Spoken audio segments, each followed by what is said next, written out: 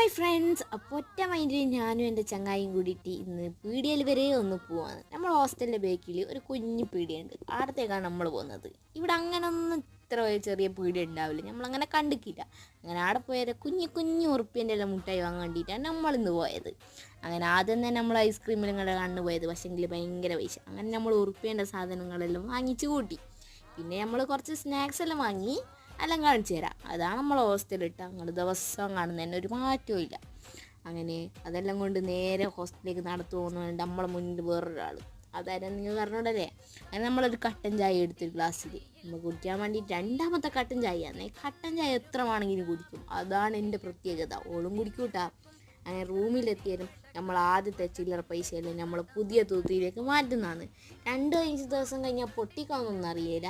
എന്തായാലും ഞാൻ ആ പൈസയെല്ലാം എടുത്ത് അതിലിട്ടിട്ടുണ്ട്. ഇനിയിപ്പോൾ എന്താണെന്ന് അറിയില്ല. അങ്ങനെ നമ്മൾ സ്നാക്സ് പൊളിച്ച്